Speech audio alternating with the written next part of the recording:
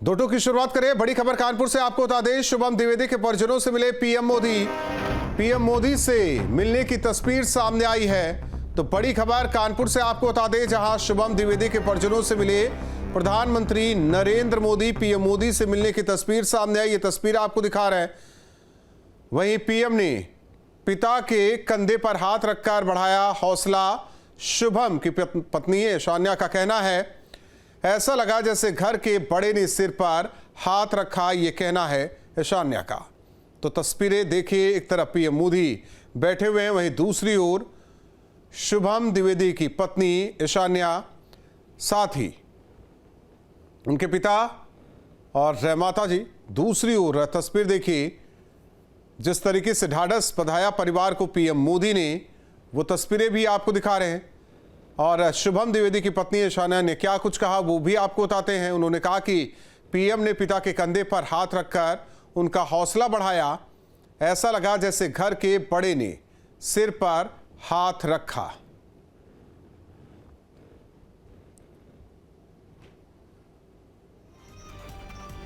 UP police इन दिनों action mode में है। रोज ही कहीं ना कहीं अपराधियों से पुलिस की मुठभेड़ हो रही है।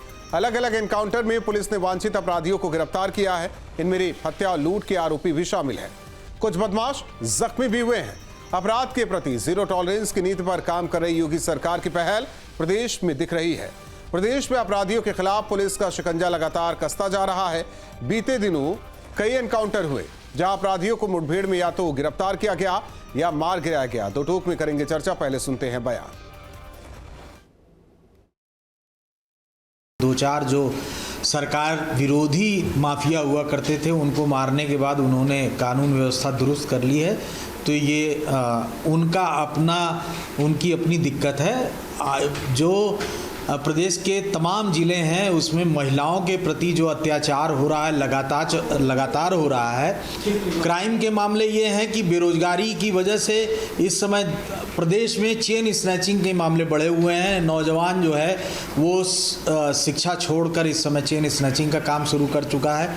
सरकार मानने को तैयार ना हो तो इसमें विपक्ष का कोई दोष नहीं है। और हम लोग लगातार बोल रहे हैं कि अपराध एकदम चरम पे है, लेकिन सरकार के कानों में जू नहीं रेंग रही और सरकार आत्ममुग्धता में एकदम बिजी है। देखिए, आदरणीय योगी जी की सरकार का संकल्प था अपराध मुक्त उत्तर प्रदेश, और सरकार ने पूरी मुस्तैदी से कानून व्यवस्था को लाइन पटरी पर लाने का काम किया, जिसका असर पूरे उत्तर प्रदेश में दिखता है। अगर आज लूट डकैती छिनैती नहीं है, अगर आज लोगों की संपत्ति पे, मकान पे, दुकान पे, ज़मीन पे जबरिया कब्जे नहीं है, तो यह योगी राज की कानून व्यवस्था को ही इसका श्रेय जाता है। और इतना नहीं, आदरणीय योगी जी की सरकार ने जो कानून व्यवस्था को चुस्त दुरुस्त करने का जो मॉडल अपनाया, जो रीत नीति अपनाई, उसका विभिन्न प्रदेशों ने उसका अनुपालन किया। और वो कोई प्रदेश हो, सब ने योगी मॉडल को अपनाने का प्रयास किया।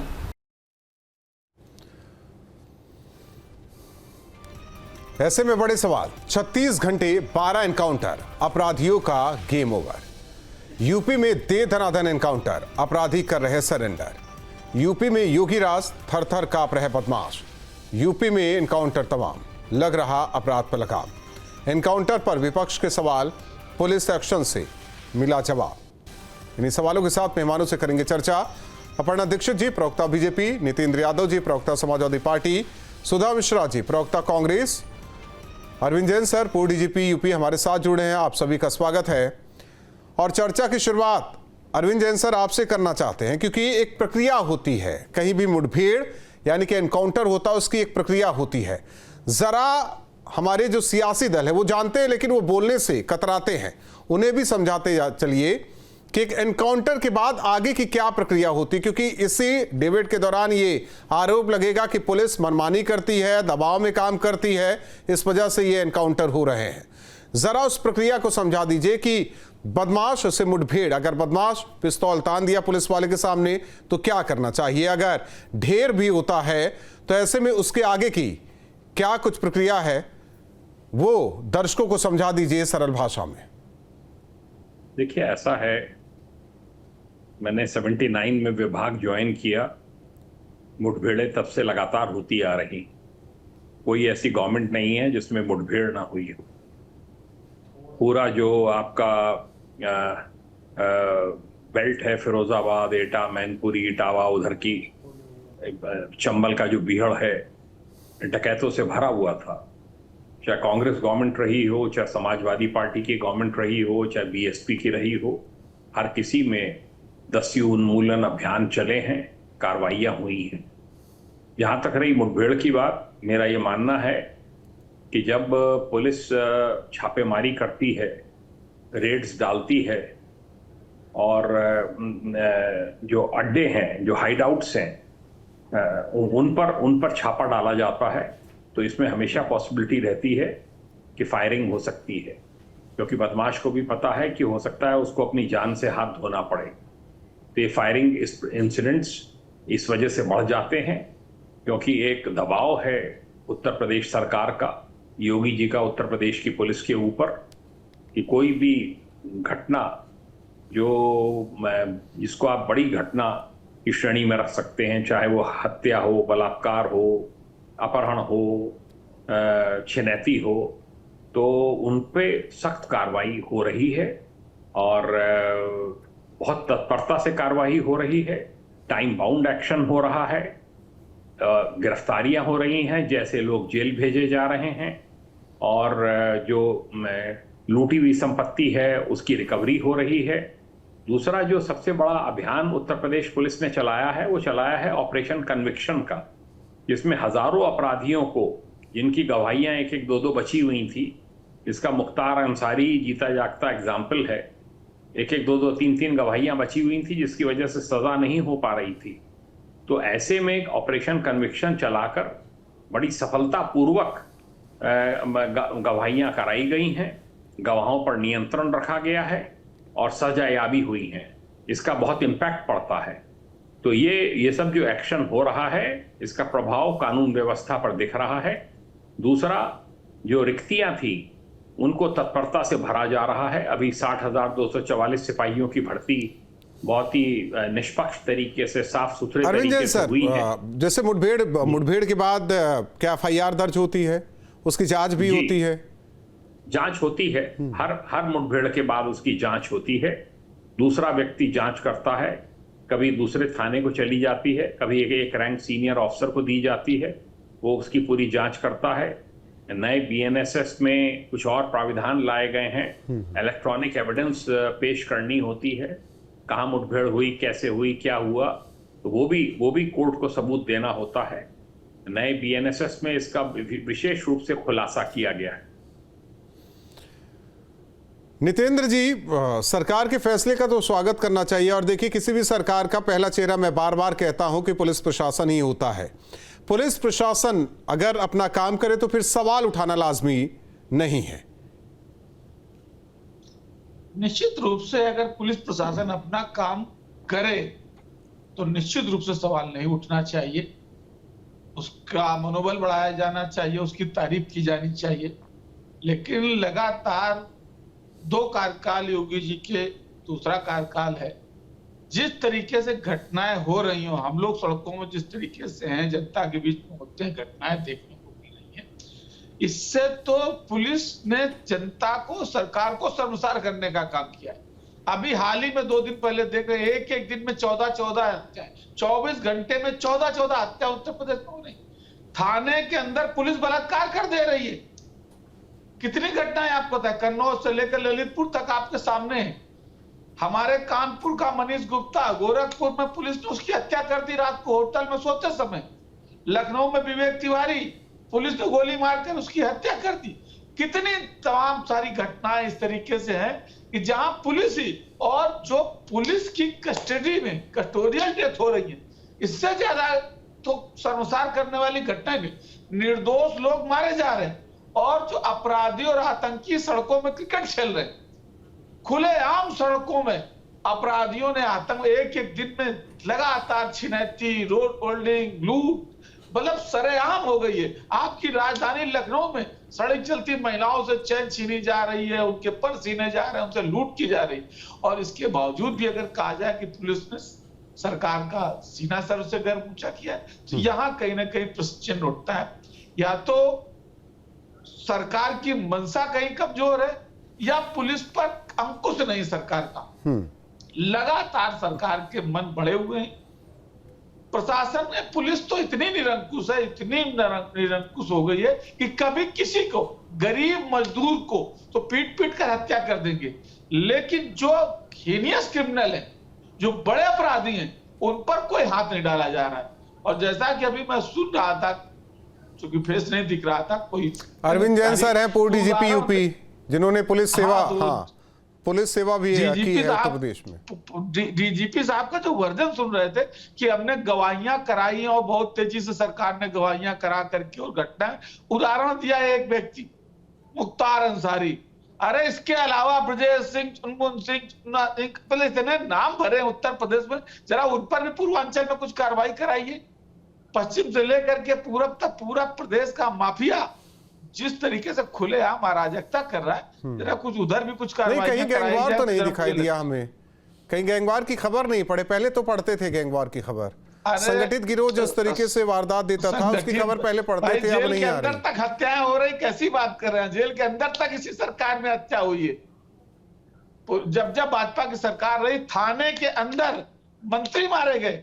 भाजपा सरकार में मंत्री थे संतोष शुक्ला, शिवली थाने के अंदर उनकी हत्या की गई। क्या बात कर रहे हैं सर? जब जब भाजपा आती, लॉ एंड ऑर्डर पूरी तरीके से बर्बाद हो जाता है, लेकिन सिर्फ कागजों में। टीवी चैनलों से चेहरे साफ किए जाते हैं पुलिस के। मैं कानपुर की बिठूर विधानसभा का निवासी हूँ। बिठूर विधानसभा में 18 थाने और 18 थानों नहीं, अगर वही कानपुर की बात कर लेते तो कानपुर का ही विकास दुबे था। विकास दुबे था, किस तरीके से देखिए उसमें थाना भी मिला था, जो थानेदार था उसको भी सजा, जमानत नहीं मिल रही है, जो पुलिसकर्मी थे वो भी उसमें फंसे। सुधा मिश्रा जी देखिए, नहीं देखना है तो मत देखिए। मैं तो कह रहा हूं नहीं देखना है मत देखिए। अगर देखना है सही को सही, गलत को गलत कहिए, लेकिन हर चीज को गलत भी कहना गलत है। जी राहुल जी, हर चीज को भी गलत कहना बिल्कुल गलत है। बहुत अच्छी लाइन बोली आप। 24 घंटे के अंदर इस देश में, इस प्रदेश में, देश की बात छोड़ दीजिए, प्रदेश में अपराधी इस तरह सिर पे चढ़ के नाचते हैं, पुलिस देखती रह जाती है, पुलिस वालों की भी मौत हो जाती है। सही बात है, आप कह रहे हैं गलत को गलत कहना अच्छी बात है और गलत में गलत न ढूंढना ये भी अच्छी बात है आप लोग नजरिए से। तो जो पत्रकारिता दिवस है उसकी बधाई आपको। उसके साथ एक बात कह दो, जब तक मोदी जी, योगी जी, ये लोग अपने, न योगी जी यूपी में आए थे न मोदी जी केंद्र में आए थे, उसके पहले इन लोग के पास सारी लिस्ट थी, काले धन से लेके समस्त अपराधियों की लिस्ट इनके पास थी। लेकिन जैसे ये लोग अपने अपने एक राज्य में और एक केंद्र में आए, नेहरू जी आए और सारी लिस्ट फाड़ के फेंक दिए और सारी सूचनाएं समाप्त हो गई। खैर छोड़िए, सच्चाई कितनी है और कितना दिखाई जा रही है। आगरा में 5 साल की बेटी के साथ एक व्यक्ति मंदिर के अंदर बलात्कार करता हुआ पाया जाता है इसी प्रदेश में। क्या बात है! इतने अपराधी डर रहे हैं, जो तख्ती लगा के भाग रहे थे, उन अपराधियों की अब हिम्मत हो गई राहुल जी, शर्मिंदगी से सर झुक जाता है। जिस मंदिर मस्जिद को हम लगातार कितने सालों से कर रहे हैं, उसी मंदिर में एक व्यक्ति इसी प्रदेश का 5 साल की बच्ची के साथ बलात्कार करता हुआ पाया जाता है और हमें शर्म नहीं आती। हम कह रहे हैं सब कुछ बेहतर है, सब कुछ चंगा सी। अगर यही अच्छा है राहुल जी, तो हमें न तो पत्रकारिता दिवस मनाना चाहिए, न हमें स्त्री होने का अभिमान होना चाहिए। इसमें पत्रकारिता वाली बात कहां से आ गई? सुन लीजिए, नहीं इसमें नहीं, मैं आपसे पूछता, क्योंकि आपने टारगेट किया है ना, पत्रकारिता को टारगेट कर रही है सुधा मिश्रा जी। मैं क्लियर करता चलूं ना, आप अपराध को किस, एक मिनट सुधा मिश्रा जी, सुन लीजिए, मैंने स्त्री होने पे भी कहा है, मैं स्त्री हूँ, मैं पत्रकारिता के बच्चों को पढ़ाती हूँ और मैं जानती हूँ पत्रकार होने के मायने क्या होते हैं। तो आप मेरे, मैं भी देख रहा हूँ कि एक माननीय होने का नाता क्या है, एक नेता का नाता क्या होता है, वो मैं भी देख रहा हूँ। छोड़ दीजिए उसको। आप पत्रकारिता के बच्चों को पढ़ाती रहिए, लेकिन अगर आप पत्रकारिता के बच्चों को पढ़ा रही हैं तो आप भी समझिए कि ये टोन का जो रह रहकर कसा जाता है ना, वो भी समझ में आता है, क्योंकि आपके मन की बातें नहीं हो पा रही हैं। आप एक चीज मैं क्लियर करता चलूं, एक बड़ा नेता किसी घोटाले में है वो अपराधी है, या हत्या करने वाला वो अपराधी है या संगठित गिरोह चलाने वाला वो अपराधी? आप लोग भी तय कर लीजिए अपने हिसाब से कि अपराधी बड़ा कौन, छोटा कौन, कौन अपराधी कौन? सुनिए सुनिए Rahul ji, please don't interrupt. संविधान में जितनी धाराएं हैं, जो भी संज्ञान लिए जाते हैं अपराध की श्रेणी में, सब अपराध हैं। कैसी बात कर रहे हैं आप, कैसी बात कर रहे हैं? उत्तराखंड में अभी जो बिटिया थी अंकिता भंडारी, उसपे सरकार बचाती रही और कोर्ट ने दिया ना सजा। आप लोग छोड़िए, जब बात कर दो, सही बात कह दो तो बहुत तेज मिर्ची लगती है। मिर्ची लग रही है लेकिन अपराध बढ़ रहे हैं, इस बात के आंकड़े आप झुठला नहीं पाएंगे क्योंकि आपके सरकार के आंकड़े बता रहे हैं, पुलिसिया आंकड़े बता रहे हैं कि इस प्रदेश में जिस तरह से अपराधियों का मनोबल बढ़ रहा है, अपराधियों का मनोबल बढ़ रहा है। आप एनकाउंटर करिए, एनकाउंटर की जो आप फिल्में बनाइए। लखनऊ में रहती हैं, कहाँ रहती हैं? नहीं, मैं अपर्णा जी से सवाल करने वाला हूँ ना। हाँ, लखनऊ में हूँ, मैं वही कहना चाह रहा हूँ। अपर्णा जी, सुधा जी को डर लगता है लखनऊ में, सुधा जी को रोड पे चलने में डर लगता है।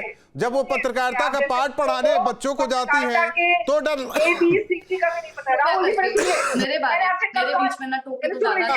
वो पुलिस वालों को देख लेती हैं तो भी उन्हें डर लगता है, सरकार के नुमाइंदों को देख लेती है तो भी डर लगता है, उन्हें डर लगता है।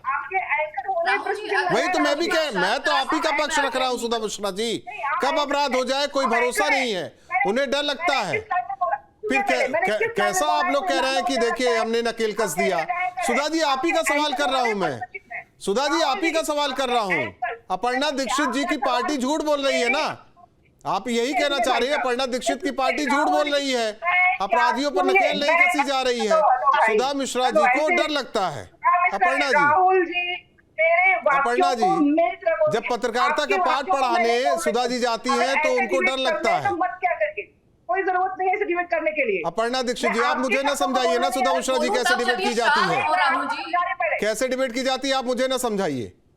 आप भी मुझे समझाइए मैं क्या कह रही हूँ, मायने क्या है? मैं तो कह रहा हूँ ना कि डर लगता है भाई, यहाँ पूरे प्रदेश के लोग डरे हुए हैं। अपर्णा दीक्षित जी ऐसा क्यों? एनकाउंटर करिए लेकिन ये डर क्यों है? कोई डिग्री नहीं चाहिए झूठ बोलने के लिए। शांत हो जाइए, सुधा जी तो बोलना तो दीजिए। मैं शांत क्यों? ऐसे कैसे होगा कि आप अकेले ही बोलती रहे, मैं जवाब न दूं, आप अकेले ही प्रश्न उठाती रहेंगी तो मैं बोलूंगी कब? झूठ को सही करें, मैं क्यों चुप हो जाऊं? सुधा जी शांत हो जाइए, मैं बोल देती हूँ, मैं बता। सुधा जी आप ही का पक्ष रख रहा हूँ ना। अपर्णा दीक्षित से मैं यही कह रहा हूँ कि कुछ नहीं हो रहा है, लोगों को डर लग रहा है, लोगों को डर लग रहा है। अपर्णा दीक्षित जी राहुल बताइए क्या अपराध नहीं बढ़ रहे हैं? इस प्रदेश में अपराध नहीं बढ़ रहे हैं लगातार? राहुल जी ये बहुत टाइम ले चुकी है, 10 मिनट से बोल रही है और जब मैं बोलूंगी तो बीच में बोलेंगी। अपर्णा जी आप बोलते रहिए। आप उनका वॉल्यूम डाउन करो क्योंकि मुझे डिस्टर्ब नहीं, वो तो पत्रकारिता के बच्चों को पढ़ाती भी है ना, तो आप समझ सकते हैं। नहीं कर सकते उसमें, ऐसे नहीं पढ़ाती हूँ कि झूठ बोलो, चलते हुए लाइव डिबेट में झूठ बोलो। पत्रकारिता को बच्चों को ये नहीं पढ़ाया गया होगा कि इमरजेंसी में लाइट भी काट दी गई होगी। झूठ नहीं पढ़ाते हैं हम, झूठ नहीं। अपराध कैसे तय होता है, अपराध कैसे तय होता है ये तो हमें नहीं पता कि संगठित गिरोह वाला बड़ा अपराधी है या कोई घोटाला किया है वो अपराधी है या किसी ने पर्स छीन लिया वो अपराधी है। अपराधियों का हिसाब किताब इनके हिसाब से भी चलता है। अपर्णा दीक्षित जी देखिए डर लगता है, बहुत ज्यादा डर लग रहा है, मुझे भी डर लगेगा। आवाज वॉल्यूम डाउन कीजिए तब तो मैं कुछ बोलूं आपको। अच्छा सुनिए मेरी बात, देखिए दरअसल आप पहले ही प्रश्न उठाया गया था कि माननीय डीजीपी महोदय ने बोला कि एटा, मैनपुरी और इटावा का जो एरिया है वो काफी पीड़ित क्षेत्र था, काफी वहाँ बदमाशों के एनकाउंटर्स भी हुए हैं, वहाँ काफी बदमाश जो आए हैं वो उन्होंने काफी डकैती की है, काफी चोरियां की हैं, इस तरीके का क्षेत्र रहा है। दरअसल मैं एटा की ही रहने वाली हूँ राहुल जी, तो मैं एक बात से तो इत्तेफाक रख सकती हूँ कि मैं जो बोलूंगी वो सत्य बोलूंगी और सत्य आधारित घटनाओं पर बोलूंगी, राइट? तो कृपया करके मुझे एक बात बताएं, क्या समाजवादी पार्टी, अब सुधा जी की बात से मैं बहुत ही ज्यादा एक एक करके मैं जवाब दूंगी, कृपया बीच में न टोके। तो जब मैं वहां से आई तो मैंने समाजवादी पार्टी की जो सरकार देखी है, जब कोई आदमी एफआईआर दर्ज करने थाने जाता था तो उनके घर वालों को उठा दिया जाता था, उन पर धमकियां दी जाती थी। अगर कोई व्यक्ति उस नेता के खिलाफ एफआईआर करने जा रहा है जो गुंडागर्दी कर रहा है, या समाज का असामाजिक तत्व कोई जा रहा है एफआईआर करने या पुलिस की तरफ रुख करने गया है, तो या तो उसी पर उल्टा मुकदमा दर्ज करा दिया जाता था पुलिस पर दबाव बना के, या फिर ऐसा किया जाता था। ऐसे कितने व्यक्ति हैं जिनको मैं जानती हूँ जो आज भी मुकदमेबाजी में देखिए, फंसे हुए हैं, इसलिए अपर्णा जी, वो क्योंकि पुरानी समाजवादी बातें हो पार्टी गई। के कुछ नेता, वो पुरानी नहीं, मैं बातें हो उसी गई, से वो continue पुरानी करूंगी ना, सरकारों में थी क्योंकि चीजें।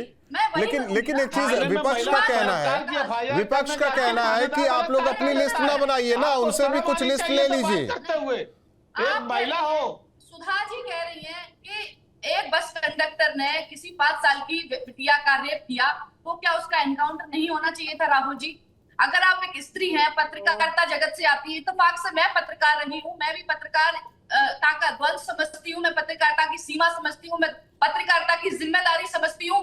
क्या आप मुझे बताएंगी, आप अगर पढ़ाती हैं तो मैं बता सकती हूँ कि मैंने उस साल इस फील्ड में 8 से 9 वर्ष एक्सपीरियंस लिया है, और तब मैं कह सकती हूँ कि किसी भी बिटिया का अगर बलात्कार होता है और एक मैसेज देने के लिए अगर सरकार इस तरीके के एनकाउंटर करती है, तो एक बात बताइए इसमें गलत क्या है? इस तरीके के अगर एक नैरेटिव सेट किया जाए उन अपराधियों के खिलाफ, अपर्णा तो जी, उस हिसाब से अपर्णा जी, आगे बढ़ते आते हुए हैं। अपराध, बढ़ते अपराधी और उनके मन में देता हुआ पुलिस का खौफ। प्रश्न सुधा जी, ये है, मुझे बोलने तो दीजिए। आप प्रश्न ये है आप कि कभी ऐसा अपराधियों नहीं का करती मन हो, कैसे कितना इतना बढ़ डिस्टर्ब जा करती रहा हो। है? सुन तो लो आप। अपराध इस तरह से होने अगर लगे हैं। कोई- नहीं, आपका देखिए, अगर कोई सुधा मिश्रा जी, अपराध आपका करता सवाल है- जायज है, आपका सवाल जायज है। ये मैं पूर्व डीजीपी यूपी अरविंद जैन जी से लूंगा, ये सवाल मैं उनसे करूंगा कि आखिर वाकई कानून व्यवस्था को चुस्त दुरुस्त बनाने के लिए ये कोशिश हो रही है, तो फिर खौफ क्यों नहीं? लेकिन बोलने तो दीजिए अपर्णा दीक्षित को। Exactly, मैंने अपना टाइम ही पूरा नहीं कर पाया, मुझे सुना भी नहीं, आपने इतने सारे प्रश्न खड़े कर दिए। नहीं तो आप बोलिए ना सरकार पर अपर्णा दीक्षित जी तो मुझे बोलिए। एक बात बताएं, कोई व्यक्ति अगर एनकाउंटर कर रहा है, अपराधी को निरंकुशता बढ़ा के रखी हुई थी, अगर उसको कंट्रोल करने के लिए कुछ सख्त कदम उठाए जा रहे हैं, तो इसमें समस्या क्या आ रही है सुधा जी को? आप ये कह रही हैं कि अपराध कंट्रोल नहीं है। अगर आप लिस्ट उठा के देख लीजिए, डकैती में, चोरी में कितनी कमियां आई है, बलात्कार में कितनी कमियां आई है पहले से। देखिए, सबसे बड़ा सवाल ये है कि सरकार की मंशा क्या है? सरकार की मंशा है अपराध मुक्त प्रदेश बनाना, और वो मंशा में सफल हो रही है सरकार, और इसी मंशा पर माननीय योगी आदित्यनाथ जी काम कर रहे हैं। इसी मंशा पर हर कार्यकर्ता भारतीय जनता पार्टी का काम कर रहा है। लेकिन मैं एक चीज कतई नहीं सुन सकती हूँ कि अगर कोई बिटिया का, आप मुझे एक बात बताएं सुधा जी, समाजवादी पार्टी सरकार हो या कांग्रेस सरकार जब भी रही हो, जब किसी बिटिया का बलात्कार हुआ हो, तो आप बताइए एनकाउंटर का प्रावधान कब आपकी सरकार ने ये सुनिश्चित किया था? सफाई महोत्सव भी मैंने देखा है, जब मंत्री की बिटियाओं के और नातिनों के साथ बलात्कार हो जाया करते थे, तब कोई एक्शन नहीं लिया जाता था। मंत्री की हिम्मत नहीं होती थी कि वो बलात्कार का मुकदमा दर्ज करा ठीक है, सके। हो गया। अपर्णा दीक्षित जी, अपर्णा दीक्षित जी, अपर्णा दीक्षित जी, एक मिनट सुधा जी, सुधा जी, एक मिनट। अपर्णा जी, अरविंद जैन सर, सुधा मिश्रा के जो सवाल हैं वो भी जायज हैं कि अगर लगातार एनकाउंटर हो रहे हैं, लगातार कार्रवाई भी हो रही है, तो फिर अपराध की संख्या घट क्यों नहीं रही है? अपराध की संख्या बढ़ते जा रही है, खौफ नहीं है लोगों में। उनके एक मिनट अपर्णा दीक्षित जी, अरविंद जैन सर, पुलिस का खौफ होना जरूरी है, उनका ये कहना। अगर कोई चोरी करके आता है तो उससे भी खौफ हो, छेड़छाड़ करके आता है उसे खौफ हो, घोटाला करे उसका भी खौफ हो, मर्डर करे, मतलब सारे क्राइम हो लेकिन खौफ जरूर हो पुलिस का। कह रहे हैं कि थम नहीं रहा। एक मिनट अपर्णा दीक्षित जी, एक मिनट। देखिए, ये स्पष्ट है, ये पुलिसिंग का एक मूल सिद्धांत है कि जो शरीफ लोग हैं वो शांतिपूर्वक जिएं, और अपराधियों में एक भय होना चाहिए पुलिस का। यही एक पुलिस की कार्यप्रणाली का द्योतक है। यही हमको सिखाया गया शुरू से सर्विस में। अपराधियों के ऊपर शिकंजा कसा जाना चाहिए। अपराधियों के विरुद्ध जो उन्होंने जघन्य अपराध किए हैं समाज में, जो एक्सेप्टेबल नहीं है, उनके खिलाफ कड़ी से कड़ी कार्रवाई, जो मूल अपराध है उसके साथ साथ गैंगस्टर्स एक्ट, NSA वगैरह में भी होनी चाहिए। उनकी संपत्तियों की जब्ती की कार्रवाई होनी चाहिए। ये सब कार्रवाइयां लगातार उत्तर प्रदेश की पुलिस कर रही है। बड़ा प्रदेश है, अपराध घटित होते रहेंगे तब भी, पर जो अपराधों के आंकड़े हैं, अगर आप आंकड़ों से ही चलें, हालांकि मेरा कोई आंकड़ों पे विश्वास नहीं है, आंकड़ों से ही चलें तो भारी गिरावट पिछले कुछ वर्षों के अंतर्गत अपराधों में देखी गई है। ये इन जनरल प्रदर्शित करता है जो सांप्रदायिक दंगे हैं वो शून्य बराबर हैं इस समय।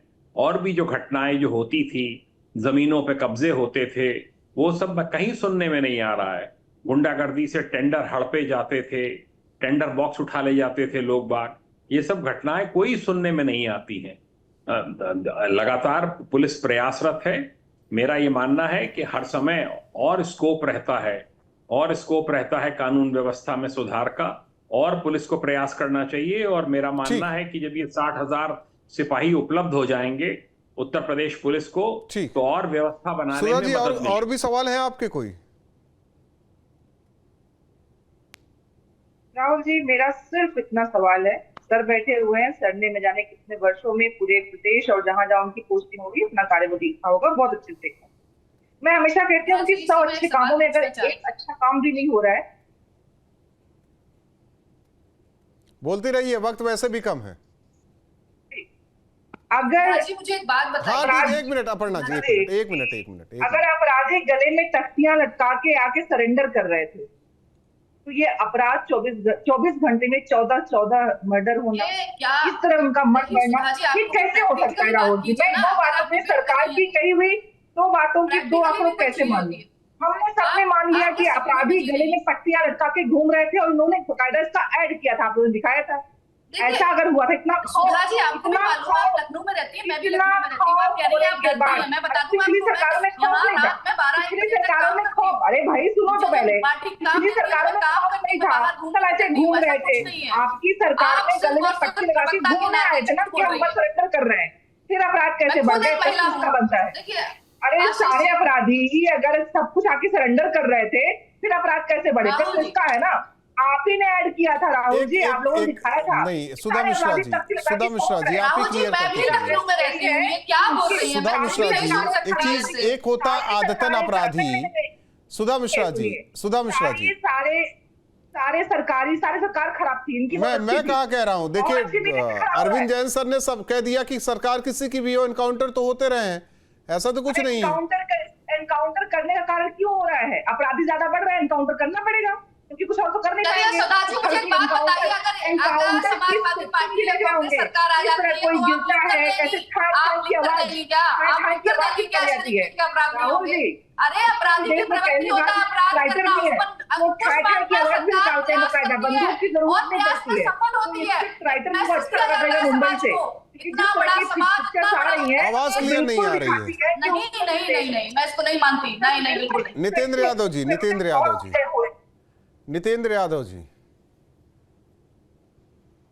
राहुल जी, देखिए मैंने बड़े धैर्य के साथ देवी जी को बहुत अच्छे से सुना है, और ये अनुरोध करूंगा कि मेरे बीच में अनावश्यक की दखलंदाजी न करें। मैंने सबको सुना, आपको भी पता है कि मुझे कितना समय मिला है, और इसके बाद शायद मुझे समय न देखिए राहुल जी इतना मर्यादा रखिए कि मैं कुछ बोलूंगा तो फिर बुरा लगेगा। मैंने इनको बहुत धैर्य से सुना है, लगातार जो बोलती रही मैंने सुना है। अब जरा मेरी बारी में आप सुनिए आराम से। बहुत लंबी विस्तार से बता रही थी कि बहुत अपराध घट गए हैं, एनकाउंटर तुरंत, बलात्कार को तुरंत दौड़ा के गोली मार दी जाती है। बिल्कुल, मैं उदाहरण देना चाहता हूँ। ललितपुर की घटना आपको याद होगी, एक बलात्कार पीड़िता थाने में बलात्कार की FIR कराने गई थी, उसकी मां के साथ थानेदार ने बलात्कार कर दिया था। वो थानेदार कहाँ है, क्या हुआ, उसका हैसियत है योगी सरकार की कि उसको गोली मार देती? कन्नौज के अंदर बलात्कार पीड़िता बलात्कार की FIR कराने जाती, पुलिस उसका बलात्कार कर देती है। इससे ज्यादा शर्मसार करने वाला चेहरा होगा। आप एक महिला है, प्लीज साइलेंट, सेंट्रिक क्यों हो रहे हैं नितेंद्र यादव जी? आप वही केंद्रित क्यों होते हैं? अच्छा एक चीज बता दीजिए, आप महिला, ये महिला मैं नहीं पढ़ना चाह रहा था नितेंद्र यादव जी। आप ये भारतीय जनता पार्टी की सरकार जो सड़क पर बलात्कार कर रहे हैं, भारतीय जनता पार्टी के नेता हाईवे बलात्कार कर रहे हैं, किस तरीके के बदतमीज लोग हैं? भारतीय जनता पार्टी ये कानून व्यवस्था ठीक कर पा रही, जिनके नेता सड़कों पर बलात्कार करते घूमे। लेकिन एक चीज बता दीजिए नितेंद्र यादव जी, एक सवाल मेरा भी है छोटा सा, देखिए वक्त नहीं है। आपने मेरा एक सवाल है, किस जेल में किस अपराधी के साथ कौन सा अधिकारी बैडमिंटन खेल रहा है ये भी बता दीजिए। किस जेल में कौन से अपराधी के लिए तालाब की खुदाई कराई गई है, मछलियां वहां रहे ताकि उसे खाने के लिए आराम रहे। किस जेल में, ये जेल के अंदर की बात करें, किस जेल में ऐसी व्यवस्था है कि वहां से पूरे उत्तर प्रदेश को कंट्रोल किया जा रहा है? कहीं क्या कहीं है तो बता दीजिए, फिर मैं अरे चर्चा को जेल खत्म के अंदर हत्याएं हुई हैं इसी सरकार में, राहुल जी आपको नहीं पता है। और सुनिए, मैं आपको उदाहरण दे रहा हूँ कानपुर का। कानपुर की अरे भाई अपर्णा जी चुप रहेंगे कि नहीं? मैं ऐसे ही पूछ रहा था, चुप भी रहेंगे कि नहीं? मैं ऐसे ही पूछ रहा था क्योंकि वक्त भी नहीं है। आप चारों मेहमानों का बहुत बहुत धन्यवाद हमारे साथ जुड़ने के लिए। लगातार ऑपरेशन क्लीन के तहत कार्रवाई जारी है, अपराधियों पर लगाम कसी जा रही, जीरो टॉलरेंस अपराध के प्रति ये नारा सरकार का, लेकिन दूसरी ओर विपक्ष सवाल उठा रहा है, अपने अपने तरीके से मुद्दे को ढूंढा जा रहा है। संगठित गिरोह पर बात की जाती है तो कहते हैं देखिए फला जगह रेप हो गया। अगर हम बड़े बदमाशों की बात करते हैं तो कहते हैं फला जगह जेब कतरे ने जेब काट लिया। अगर हम उनसे जुड़ा हुआ कोई अपराधी हो उसका सवाल करते हैं तो कहते हैं कि देखिए फला क्या चोरी। सवाल यह है कि आप लोग, ये जो नेता है हमारे विपक्षी दल के हो सत्ता पक्ष के, वो डिसाइड करे कि अपराधी कौन बड़ा कौन छोटा। लेकिन स्पीच अगर पुलिस का इकबाल कायम रहेगा तो कार्रवाई ऐसे ही होती रहेगी, क्योंकि बार बार मैं कहता हूं सरकार किसी की भी हो, पहला चेहरा पुलिस प्रशासन अगर वो दुरुस्त तो प्रदेश दुरुस्त। दो टूक मिलता है। जहाँ भक्ति है हर शब्द में, कथाओं में छिपे हैं दिव्य रहस्य और ज्योतिष देता है जीवन को दिशा। धर्म से जुड़ी हर बातों को जानने के लिए हमारे चैनल स्तुति को सब्सक्राइब करें। चैनल पर जाने के लिए इस लिंक पर क्लिक करें।